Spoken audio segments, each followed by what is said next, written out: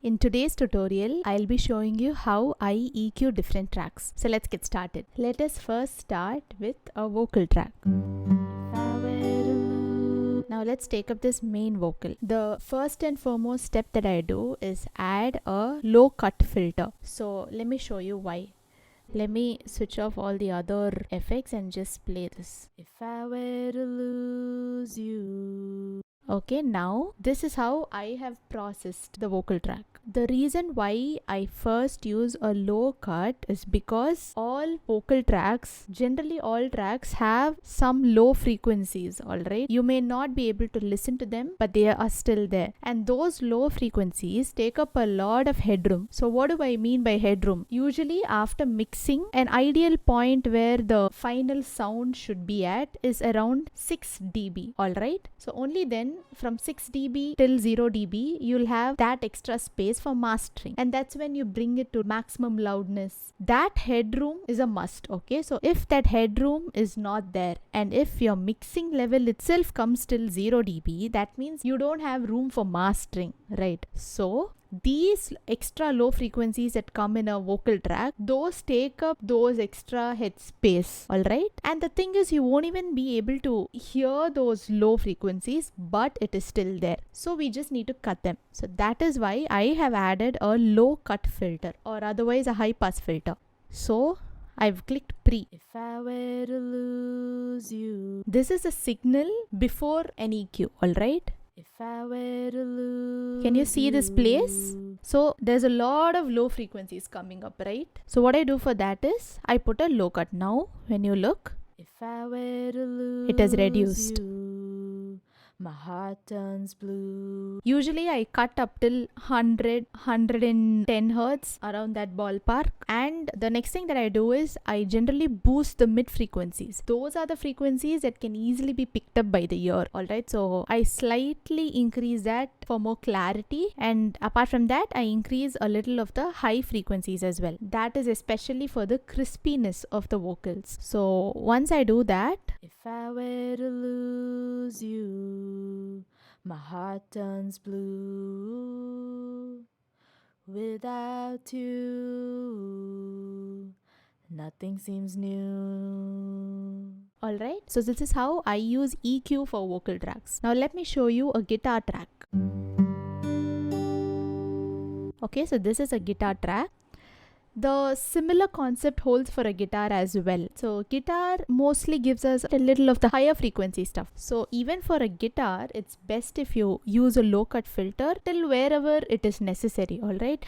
Sometimes in a guitar there is bass frequencies as well. You don't want to cut that entirely, then it'll sound really artificial. So exactly till where it needs to be cut, it has to be cut, alright?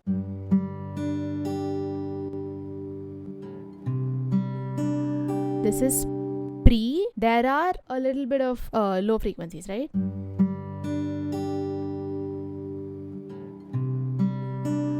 So I cut them till around 70 hertz. And I boosted a little bit of the mid frequencies as well, but this time I boosted them around 300 hertz, because for this particular beat I wanted the resonance effect of the guitar. In some beats, sometimes that resonance will be, interfering with other frequencies, and it will be very irritating to the ears. So in those cases you can keep it to normal. In this particular beat I wanted it to sound a little louder, so that's why I increased it a little bit. And I increased the higher frequencies as well.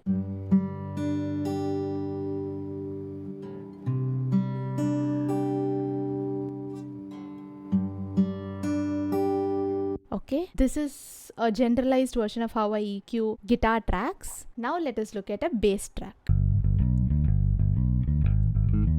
This is a bass track. How do I EQ a bass track? EQing a bass track or a drum kit, especially kicks, is entirely different from how you EQ vocals or guitar tracks. In bass tracks, in a bass guitar, the main frequency element is the low frequencies, right? That's how you get those bass notes. So you do not want to cut those bass notes, because that is the beauty of a bass guitar. It, fills the entire mix with the help of its low frequencies. So I'll show you the graph.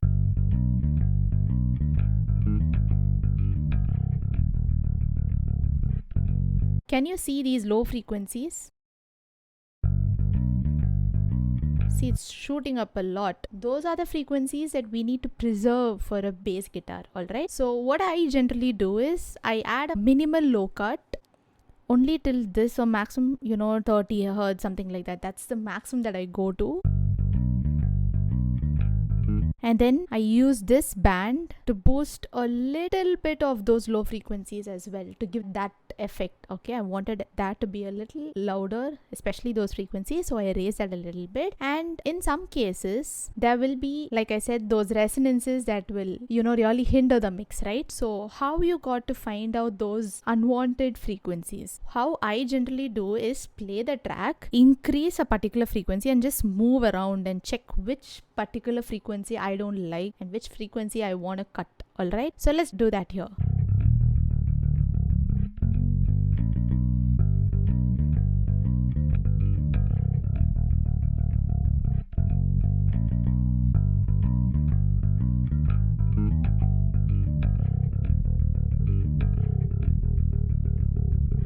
Okay, so around this place I can hear that sound, alright, and I don't want that to interfere with this mix. So what I do is I cut a little bit of that. So I just keep it here, I lower the width, and then I reduce the gain. Not all the way, but how much ever I want that to reduce. So that is how I do bass guitars. The last one is a kick. Let's see how we do that. It is almost similar to a bass, right? I'm talking about especially kick, not a drum kit, only the kick, alright? So the same way, I cut up till 30 hertz because only up till there those frequencies were unwanted. After that, I raised a little bit of those frequencies around 150 hertz in order to boost those low frequencies.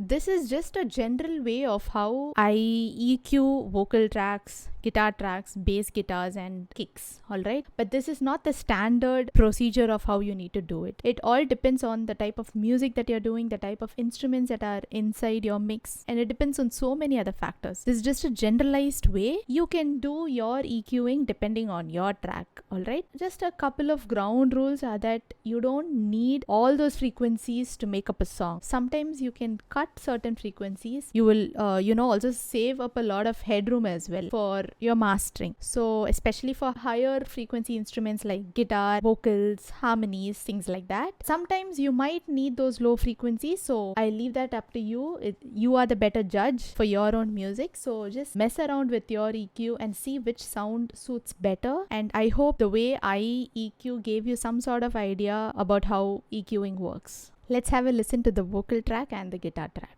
If I were to lose you, my heart turns blue. Without you, nothing seems new. I hope you guys learned something from today's tutorial. Be sure to subscribe and I'll see you guys in the next video.